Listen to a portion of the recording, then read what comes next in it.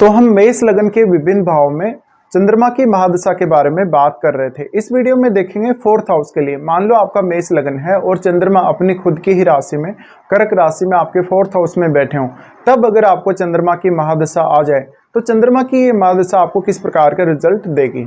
यहाँ देखिए, चंद्रमा खुद के घर में स्थित होंगे तो निश्चित रूप से ही स्ट्रांग होंगे, लेकिन किसी भी अन्य ग्रह का प्रभाव अगर चंद्रमा पर पड़ रहा हो, चाहे तो युति हो चाहे तो दृष्टि संबंध हो, तो तब आपको ये देखना है कि चंद्रमा उन ग्रहों के कितने ज़्यादा क्लोज है अगर युति है तो, या फिर जो भी प्लैनेट जो यहाँ दृष्टि डाल रहा है आपके फोर्थ हाउस पे वो कौन सा प्लैनेट है।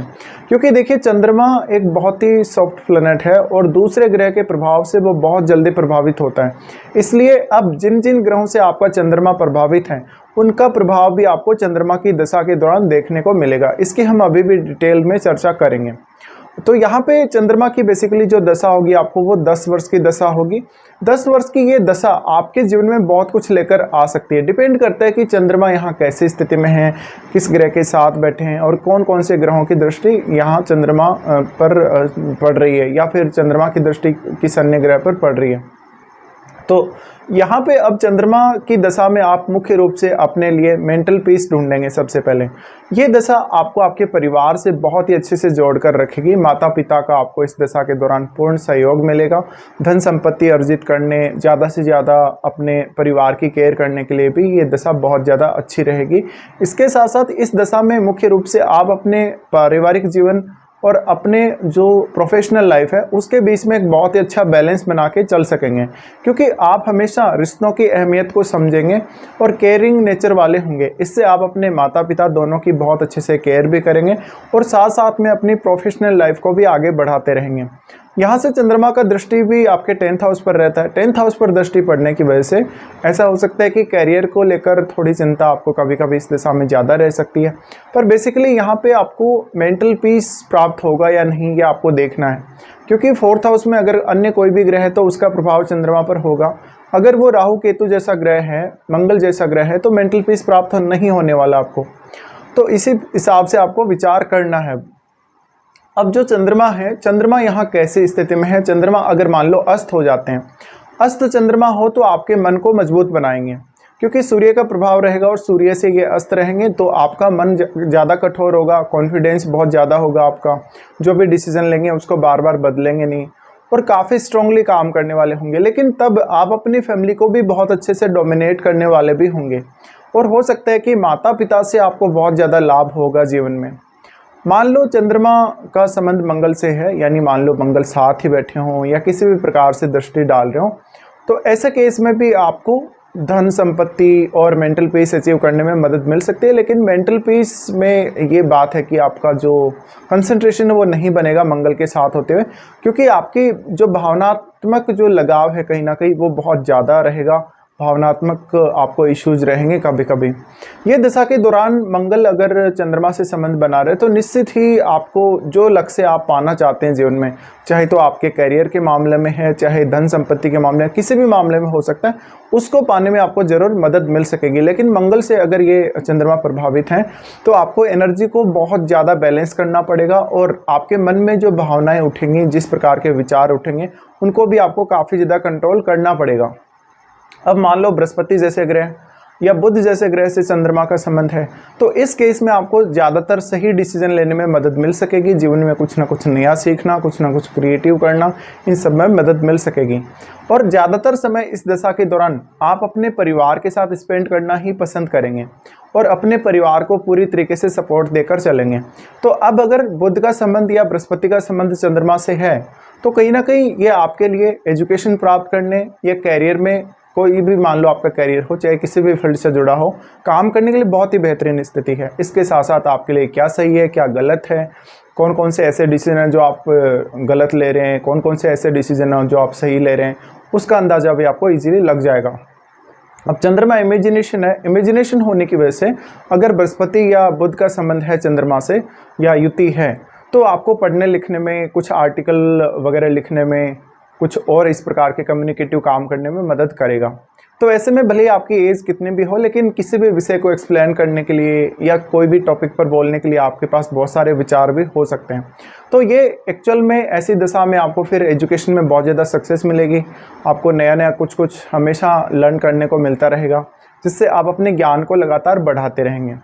अब मान लो राहु जैसे ग्रह या केतु जैसे ग्रह का संबंध है चंद्रमा से, तो ये मेंटल पीस को बहुत ज़्यादा डिस्टर्ब करेगा, कंसंट्रेशन बिल्कुल नहीं रहेगा, अजीब अजीब से ख्याल आपके मन में आते रहेंगे और आपका डोमेस्टिक लाइफ भी डिस्टर्ब रहेगा इससे कभी कभी।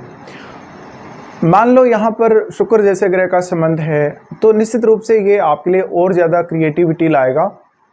अब बात यह है कि चंद्रमा की जो दृष्टि आपके 10th हाउस पर रहती है, उस वजह से कहीं ना कहीं अब आपके कैरियर पर बहुत गहरा इम्पैक्ट इसका पड़ेगा। तो जो भी ग्रह आपका चंद्रमा के साथ बैठा, आपको उस पर विचार अवश्य ही कर लेना है। अब लेकिन क्योंकि चंद्रमा अपने खुद के ही घर के अब स्वामी हैं, तो खुद के ही घर में बैठे हैं, इसलिए ये और भी ज़्यादा इम्पोर्टेंट हो जाता है दशा के दौरान। तो अब मुख्य रूप से आपका जो फोकस होना चाहिए वो 4th हाउस से रिलेटेड कार्यों पर ज़्यादा से ज़्यादा होना चाहिए इस दशा के दौरान। दूसरा, आपके 10th हाउस में अगर कोई भी ग्रह बैठा है तो वो डायरेक्टली इम्पेक्ट करेगा चंद्रमा को। और अब क्योंकि चंद्रमा अपने खुद के डिस्पोजिटर खुद ही हैं, क्योंकि वो अपने ही भाव में बैठे हैं, इसलिए डिस्पोजिटर आपको चेक यहाँ नहीं करना। अब यहाँ पे बात ये आती है कि अगर कोई भी शुभ ग्रह अगर चंद्रमा से संबंध बना रहा है तो परिणाम ज़्यादातर केस में शुभ होंगे। अगर कोई भी क्रूर ग्रह संबंध बना रहा है तो आपको फिर उस ग्रह के हिसाब से भी विचार कर लेना है।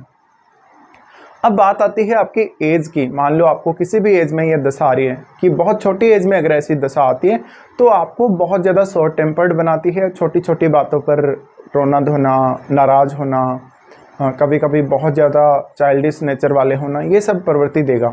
तो चंद्रमा बहुत ही केयरिंग होने की वजह से आप दूसरों के प्रति बहुत ज़्यादा दया भाव रखेंगे, हर किसी के साथ बहुत अच्छा बिहेव करेंगे, दूसरों को अच्छे से अच्छा सपोर्ट कर सकेंगे और दूसरों के साथ अपने विचारों को भी बहुत ज़्यादा शेयर कर सकेंगे।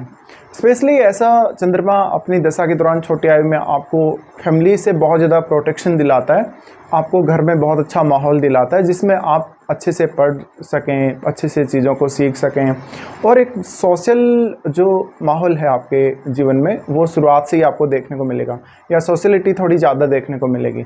इससे आपका जो मानसिक और शारीरिक रूप से विकास है वो तेज़ी से होगा और आप शुरुआत से ही बहुत ही ज़्यादा समझदार हो सकते हैं। तो परिवार ने अब आपको कैसा माहौल दिया है, परिवार ने आपको कैसा खाने पीने के लिए या आपके पढ़ाई के लिए किस प्रकार की व्यवस्था की, यानी ओवरऑल जो भी आपके लिए फैसिलिटी परिवार ने आपको दी है उसका बहुत ही गहरा इम्पैक्ट अब पड़ेगा आपकी ओवरऑल लाइफ पर भी, आगे की लाइफ पर भी। तो इसको आपको समझना बहुत ज़्यादा ज़रूरी है।